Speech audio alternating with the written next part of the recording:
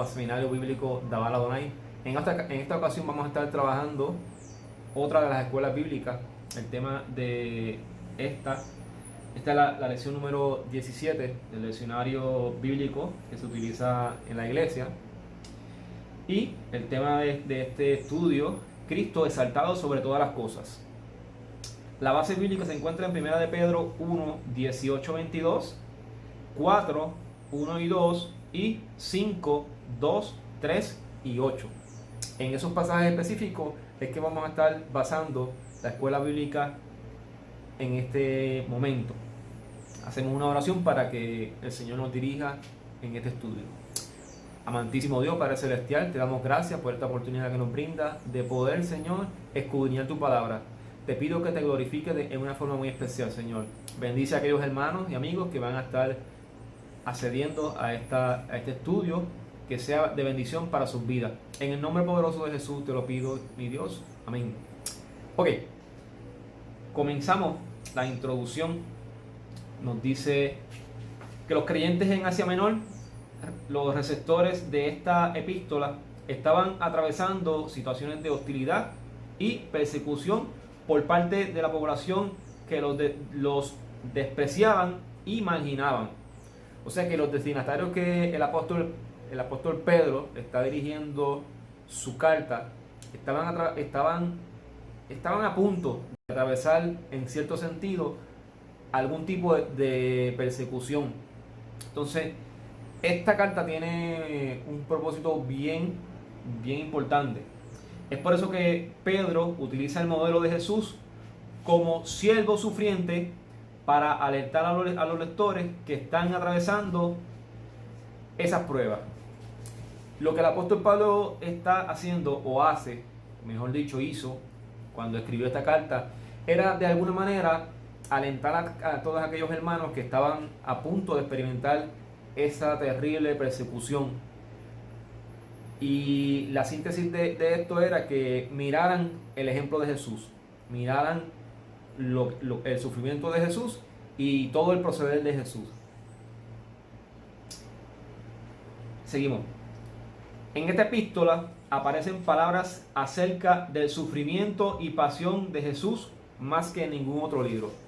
Quiere decir que en toda esta carta de Primera de Pedro, en toda, completa, vamos a encontrar esta gran cantidad de palabras que expresan el sacrificio de Jesús más que en cualquier otra carta, evangelio, etc. A ver, el apóstol Pedro realmente, recogió, podemos decirlo de esa manera. En Primera de Pedro 3:18 nos dice de la siguiente manera: porque también Cristo padeció una sola vez por los pecados, el justo por los injustos, para llevarnos a Dios, siendo a la vez muertos a la carne, pero vivificados en el Espíritu. Este pasaje lo que dice lo siguiente: que Cristo sufrió, Él murió por los pecados. Esto era una expresión común para el sacrificio por el pecado descrito en la ley de Levítico, específicamente Levítico 5:7. Tenemos también Levítico 6:30. También está el Salmo 46, en que eran ofrecidos animales o aves. O sea que esas referencias de sacrificios las encontramos tanto en Levítico, y tenemos una referencia ahí en el libro de los Salmos. Sin embargo, la ofrenda de sí mismo de parte de Cristo era de tal índole infinita que bastó que se hiciera una vez para siempre. Eso es lo que nos especifica el autor de Hebreos en el capítulo 7:27, 9:11 al 14, que solamente bastó un solo sacrificio para la salvación, contrario a los sacrificios que constantemente, anualmente se tenían que hacer en el tabernáculo, en el templo, diariamente, y en el día Yom Kippur, que era el día de expiación, cuando se hacía el sacrificio por el perdón de pecado. Pero esos sacrificios se tenían que hacer anual, cada año. En cambio, el sacrificio de Cristo fue de una vez y para siempre. O O sea que el sacrificio de Cristo, contrario al sacrificio de los animales, el de los animales lo que hacía era cubría el pecado. El de Cristo lo borra completamente. El pecado a menudo separa al hombre de otros hombres y siempre lo separa de Dios. Pero el sufrimiento vicario de Jesucristo es el medio para llevarnos a Dios. No hay otro sacrificio que nos pueda llevar a Dios. Solamente el sacrificio de Jesús. Ahora pasamos a los versículos 19 y 20. Estos pasajes, estos versículos que vemos aquí, el 19 y el 20, por lo general pues se ha hecho un poquito difícil de poder interpretar. El leccionario, que es el que nosotros estamos utilizando aquí, el autor de la lección da varias interpretaciones relacionadas a este pasaje. Este pasaje pues he tenido la oportunidad de escudriñarlo a fondo, he tenido la oportunidad de escudriñar las diferentes interpretaciones que se dan y he llegado a mi propia conclusión. Entonces, lo que quiero decirles con esto es que lo que voy a presentarles sobre este pasaje es mi interpretación, la interpretación que creo que es la más factible para este pasaje. Pero recuerden que cuando se tratan de pasajes así difíciles, estos son interpretaciones. Yo les puedo brindar una interpretación, pero usted tiene la libertad de escudriñarlo a fondo, buscar las diferentes referencias en la forma que yo lo realicé y llegar a su propia conclusión. Voy a leérselo. Dice el 19, en el cual también fue y predicó a los espíritus encarcelados, en los que en otro tiempo desobedecieron, cuando una vez esperaban la paciencia de Dios en los días de Noé, mientras se preparaba el arca, en la cual pocas personas, es decir, 8, fueron salvadas por el agua. Ok. Para entender claramente estos versículos, el 19 y el 20, es necesario nosotros poder entender quiénes eran esos espíritus, quiénes eran y por qué estaban encarcelados. Porque recuerden que el apóstol Pedro lo que está haciendo es recogiendo de los acontecimientos de Jesús, mostrándolos como una evidencia tangible para aquellas personas que están o van a experimentar la persecución. Primero, vamos entonces a interpretar o a analizar quiénes eran estos espíritus. Primero, cuando vemos cómo se usa el término espíritu en el Nuevo Testamento, notamos que nunca se utiliza para hacer referencia a personas humanas que murieron. Cuando se utiliza para hablar de los muertos, se matiza de alguna manera para dejar bien claro que alude a personas de las cuales se está escribiendo. ¿Qué es lo que quiere decir? Cuando se utiliza la palabra espíritu para referirse a personas humanas, a seres humanos que murieron, se utilizan ciertas especificaciones, ciertos adjetivos para matizar, para enfatizar que el autor está hablando de un ser humano, de una persona. Vamos a ver el ejemplo de Hebreos 12:23. Y voy a ir un poquito lento para poder explicar lo más que pueda, para que no se me confunda.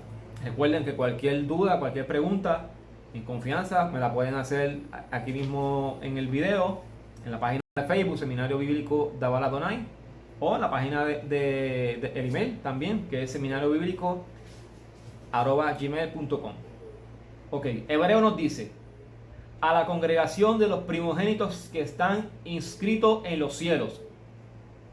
Entonces, aquí ya vemos que está hablando de personas humanas que murieron. A Dios, el juez de todos. Y aquí vamos. A los espíritus de los justos hechos perfectos.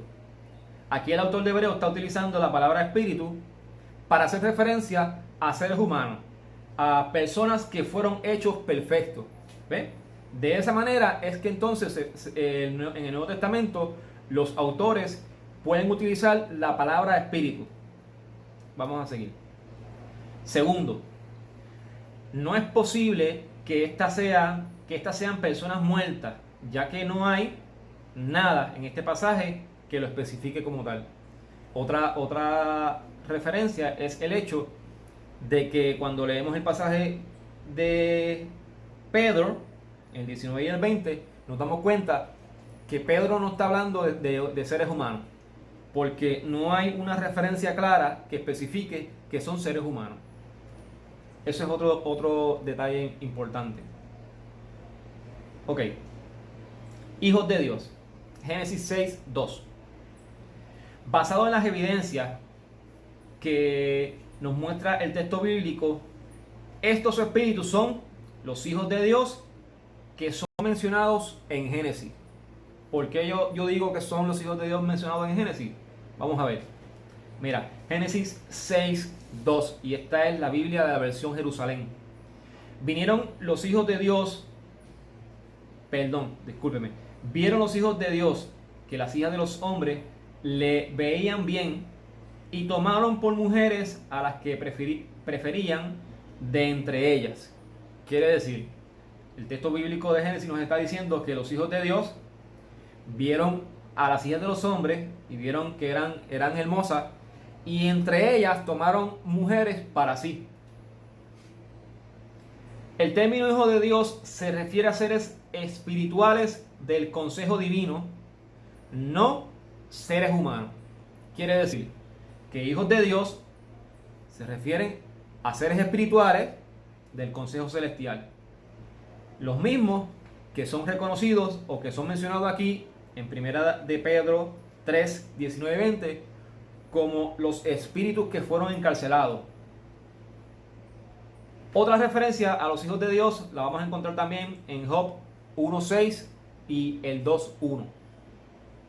Específicamente el 1.6 nos dice de la siguiente manera: llegó el día en que los ángeles, los hijos de Dios, Reina Valera, de Elohim, se presentan ante Adonai. Vino también con ellos Satanás. Ok, vamos a ver las referencias que están registradas en el Nuevo Testamento. Y eso es muy importante, porque eso nos muestra la realidad de las cosas. En el Nuevo Testamento alude a ellos, a los hijos de Dios, como que son ángeles, que fueron ángeles. Vamos a ver. Primeramente, en 2 de Pedro 2.4 nos dice que pecaron.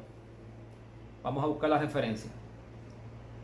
Dice: Dios no perdonó a los ángeles que pecaron, sino que los arrojó al infierno y los dejó en tinieblas encadenados y guardados para el día del juicio. Esta es la Biblia latinoamericana. Quiere decir, esta primera referencia que tenemos, la de 2 de Pedro 2.4, nos dice que estos ángeles son unos ángeles que pecaron, y por cuanto pecaron fueron arrojados a unas tinieblas, encadenados. El término griego para esta prisión se llama tártaro. Vamos a ver la referencia de Judas 6. Esta es la versión de la Biblia Dios habla hoy. Nos dice de la siguiente manera, y esta es bien contundente: a los ángeles que no guardaron su estado original. Vamos por parte. Nos está diciendo que a los ángeles que no guardaron su estado original, sino que abandonaron su propia morada. Dos cosas: primero, no guardaron su estado original, y segundo, abandonaron su propia morada. ¿Qué pasó con ellos? Los ha mantenido bajo oscuridad, en prisiones eternas, hasta el juicio del gran día. Abandonaron su morada y su estado original. Aquí, pues, Tenemos espíritus realmente desobedientes que esperan su castigo. Y se podría interpretar o ver el hecho de que cuáles son estos espíritus específicos, porque nosotros entendemos y conocemos lo que son los ángeles caídos, que fueron aquellos ángeles que se rebelaron contra Dios, encabezados por Satanás, que en Apocalipsis nos muestra esa lucha, esa guerra entre Miguel y sus ángeles y Satanás y sus demonios, cuando están contendiendo, están luchando y fueron arrojados fuera del cielo. A los espíritus, vamos a ver qué es lo que significa el hecho de la palabra predicación, en este caso. El término predicación, específicamente estamos hablando de este pasaje de Pedro, y estamos hablando específicamente de los versículos 19 al 20 de Primera de Pedro, capítulo 3. Estos son los versículos que estamos analizando. El término predicar, que el término griego es keruso, en el Nuevo Testamento se emplea para la predicación del Evangelio, pero también puede significar anunciar o proclamar. Por ejemplo, Lucas 12:3, Romanos 2:21 y Apocalipsis 5:2. Ok. El 19 nos decía, en el cual también fue y predicó a los espíritus encarcelados. Nos está hablando que Jesús fue y predicó a aquellos espíritus encarcelados, que el capítulo 6 de Judas nos decía que fueron los que abandonaron su morada, los ángeles que abandonaron su estado original y abandonaron su morada, descendieron y se juntaron con estas mujeres. Ok, eso haciendo referencia a Génesis 6. Si bien en el Nuevo Testamento no habla en ninguna parte de predicar el Evangelio a los espíritus, sino promulgar la victoria de Cristo sobre el mundo espiritual, y tenemos aquí varios ejemplos, por ejemplo Colosenses 2:15, Apocalipsis 12, 7 y 11. Por lo tanto, una referencia a la proclamación de esta victoria armoniza perfectamente con el tono del pasaje y el Nuevo Testamento en general. Quiere decir, lo que Jesús hizo, Jesús no descendió, porque todo esto que nos está hablando el apóstol Pedro es cuando Jesús expiró. Una vez Jesús expiró, que el pasaje de Mateo nos dice que descendió al corazón de la tierra, donde iba a estar 3 días y 3 noches. Ya eso yo lo había discutido en un estudio anterior. Lo pueden buscar en los estudios y después de la crucifixión.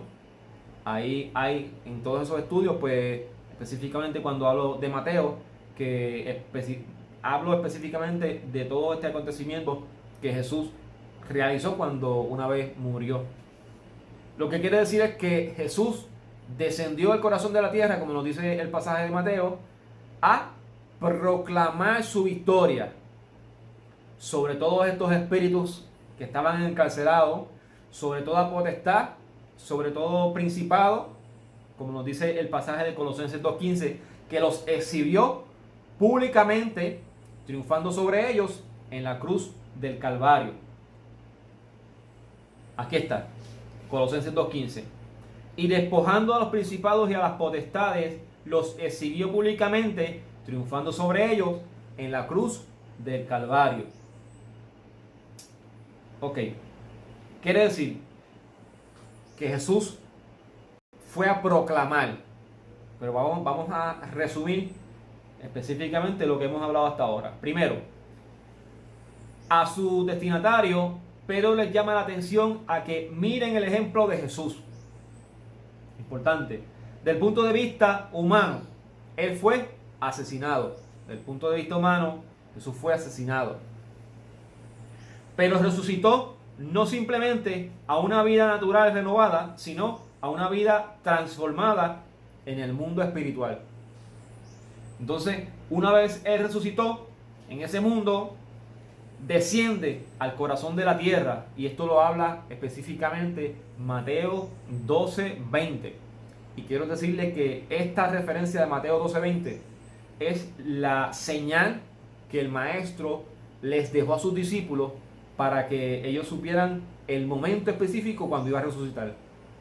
Jesús en Mateo dice que como estuvo Jonás en el vientre del pez 3 días y 3 noches, así estaría él en el corazón de la tierra 3 días y 3 noches, específicamente.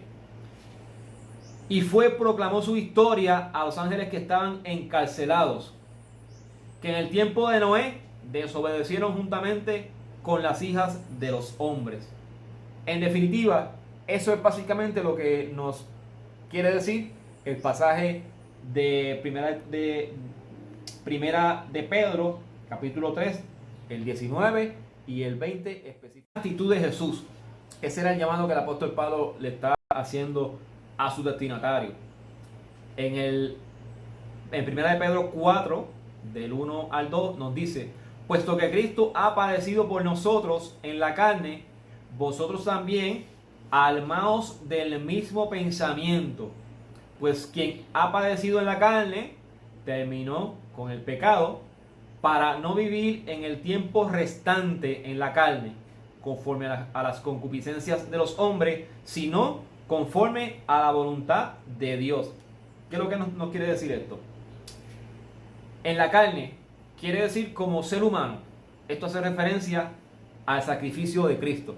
Cristo padeció en la carne, o sea, Cristo padeció como ser humano, fue crucificado.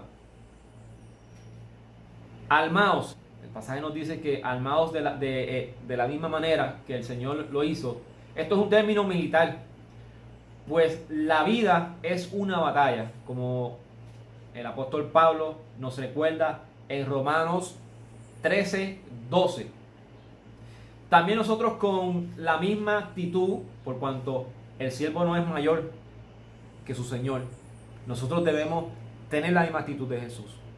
Jesús sufrió, Jesús padeció, Jesús fue crucificado, Jesús experimentó una serie de maltratos que lo llevó a derramar la sangre en la cruz del Calvario.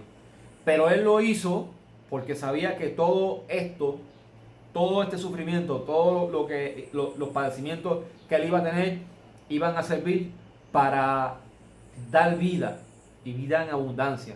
Pues entonces exhorta a los hermanos que estaban atravesando o estaban a punto de experimentar estas persecuciones, que se armaran del mismo valor, que no tuvieran miedo a la persecución, que si la persecución venía y pasaba algo con su vida, que no tuvieran temor, porque ya Cristo murió y resucitó por ellos, de la misma manera que murió y resucitó por nosotros. A las exhortaciones finales, y vamos a estar haciendo referencia del capítulo 5 de primera de Pedro, capítulo 5, los versículos 2, 4 y 8. Exhortaciones finales. En primera de Pedro 5, del 1 al 2, la exhortación va dirigida a los ancianos. Quiero leerles lo que nos dice en primera de Pedro, el capítulo 5 específicamente, los versículos 2 y 4. Dice: apacentad la grey de Dios que está entre vosotros, cuidad de ella, no por fuerza, sino voluntariamente, no por ganancia deshonesta, sino con ánimo pronto. Y cuando aparezca el príncipe de los pastores, vosotros recibiréis la corona incorruptible de gloria. Amén. Aleluya. Los ancianos deberían pastorear el rebaño que estaba entre ellos. Esta exhortación iba dirigida a los ancianos. En este caso, en el tiempo de hoy, va dirigida a nuestros pastores. ¿Cómo debían ellos apacentar la grey? Primeramente, voluntariamente. No por fuerza o violencia, ni por ganancia o señorío, sino como siervo, como servidor del Señor. Eso es lo que el pasaje nos está expresando. Este esfuerzo no queda sin recompensa. Quiere decir que este esfuerzo extraordinario que hacen todos nuestros pastores para apacentar el rebaño, para apacentar las ovejas, que las ovejas nosotros somos representantes de las ovejas. Este esfuerzo extraordinario que cada uno de los pastores ha realizado, que está realizando y que estarán por realizar, aquellos que llegarán al ministerio, no será en vano, no se quedará ahí, porque cuando venga el príncipe de los pastores, este es Jesucristo, pastor y obispo, recibirán la recompensa. ¿Qué recompensa? ¿De qué estamos hablando? El pasaje nos dice que cuando venga el príncipe de los pastores, y esto hace referencia al momento de la venida de Cristo, cuando sea el arrebatamiento, entonces ellos recibirán su recompensa. ¿Cuál es su recompensa? El pasaje nos dice la corona incorruptible de gloria. Vamos a ir terminando con el pasaje de Primera de Pedro, capítulo 5, el versículo 8 específicamente. Nos dice de la siguiente manera: sed sobrio y velad, porque vuestro adversario el diablo, como león rugiente, anda alrededor buscando a quien devorar. Y esta es una de las advertencias que creo que nosotros tenemos que prestar atención. Yo voy a desglosar básicamente qué es lo que nos quiere decir todo este pasaje, toda esta advertencia que nos hace el apóstol Pedro. Y esta advertencia no es para nosotros oírla y ya, sino es para oírla y ponerla en práctica. Primeramente, nos está diciendo que tenemos que ser sobrios. ¿Qué significa eso? Bueno, significa ser templado, calmado o estar alerta. Quiere decir que primeramente nos está exhortando a estar templado, a estar calmado, a estar alerta, vigilante en todo momento. Velad, vigilar. Esto se emplea de mantenerse despierto, mantenerse alerta, Mateo 24:43, de una actitud de alerta espiritual. O sea que tenemos que estar en todo momento. Hechos 20:31. Y adversario. Primeramente nos dice que tenemos que ser sobrios, tenemos que mantener una actitud de alerta espiritual en todo momento, y nos está hablando que nuestro adversario, ¿quién es el adversario? Literalmente quiere decir contrincante en la corte de justicia. Nuestro adversario, contrincante en la corte de justicia. Quiere decir que el diablo, Señor lo reprenda, nuestro enemigo, está constantemente en la corte celestial acusándonos en todo momento, trayendo acusaciones sobre nosotros, ahí constante. Cualquier falla que nosotros cometamos, Él va a estar acusándonos delante de la presencia del Señor. Pero tenemos una recompensa, tenemos algo que nos sirve de recompensa, que es el hecho de que la palabra nos dice que Jesús está a la diestra de Dios intercediendo por nosotros como nuestro abogado. Nuestro adversario del diablo. En la tradición judía, Satanás acusaba al pueblo judío de Dios delante del trono divino día y noche. Eso lo vemos en el libro de Job, cuando los ángeles se iban a presentar a la presencia de Dios, y también aparecía por allí también nuestro adversario. El diablo literalmente es el calumniador, que tiene la misma connotación de adversario acusador. Él es nuestro adversario acusador. Es por eso que nosotros tenemos que estar sobrio, alerta y velar en todo momento. Nos sigue diciendo, los maestros judíos decían que, al igual que en el libro de Job, donde él rodeaba la tierra, Satanás busca en esta era presente. O sea, esa narración que nos dice el libro de Job, que él andaba por la tierra, rodeando la tierra, eso no se queda en esa escritura, en ese momento específico cuando se da eso. No, todavía, al presente, él con sus emisarios andan rodeando la tierra, buscando a quien devorar. El león rugiente.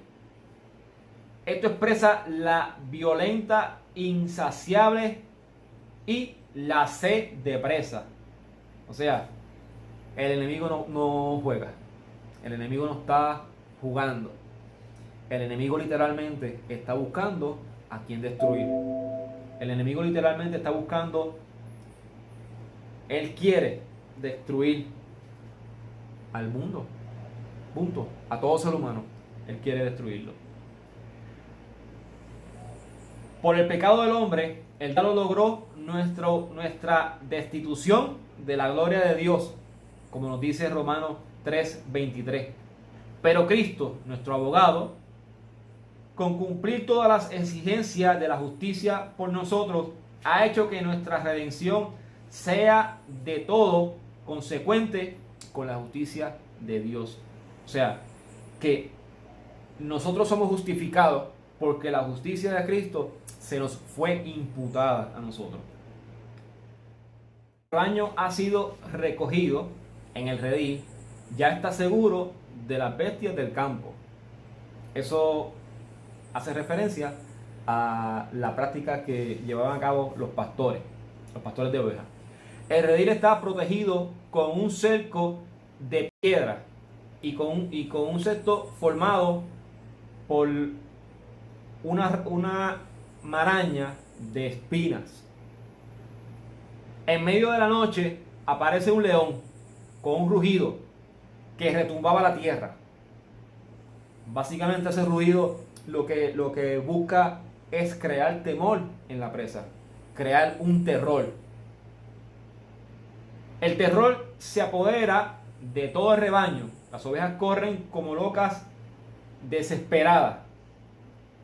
El león ruge en presencia de un cercado de ovejas, con la intención de hacer que las ovejas allí encerradas se escapen movidos ciegamente por el miedo. Quiere decir que la intención del león, cuando él va y se acerca donde hay un redil de ovejas, la intención de él rugir es crear un caos, crear una histeria, para que de esa manera las ovejas se salgan como locas de redil. De esa manera él tiene oportunidad de cazar. Pues eso es lo que hace el enemigo. El rugir del enemigo es para traer temor a la vida del ser humano. Pero no tenemos que tener miedo, porque con nosotros está el gigante, con nosotros está el poderoso de Israel, que nos ha sellado con su Espíritu Santo. Entonces no tenemos que tener temor al terror nocturno, porque el Señor ya Él ha experimentado, Él ha sido crucificado y Él sufrió toda tentación como ser humano. Como ser humano, Él fue tentado. La misma palabra nos dice que fue tentado en todo. ¿Cuál es la diferencia? Que Él no pecó. Él estuvo a la merced del enemigo, allá, cuando fue tentado en el desierto, cara a cara. El enemigo, como león rugiente, anda buscando a quien devorar. Se acerca a la vida del ser humano, rugiendo, esperando crear histeria, crear temor. Pero nosotros tenemos que estar confiados en el Señor. Nuestra confianza tiene que estar puesta en la roca de nuestra salvación. Resumen y aplicación. Vamos a concluir. La declaración de fe subraya que Cristo padeció en favor de toda la humanidad con la muerte de la cruz. Descendió al Hades, no derrotado, sino con una declaración de victoria, alcanzada desde la cruz y coronada con su resurrección y exaltación por encima de todas las cosas. Ese proceso de Cristo sirve de ejemplo para que los que como Él sufren por causa de la justicia, y abrió el camino para que todos los que le siguen la gloria cuando Él sea manifestado, para todos los que le siguen puedan alcanzar la gloria, la glorificación cuando Él sea manifestado. Así que hasta aquí ha sido este estudio, esta clase de hoy, la lección número 17. Dios te bendiga, Dios te guarde y nos vemos en otra próxima.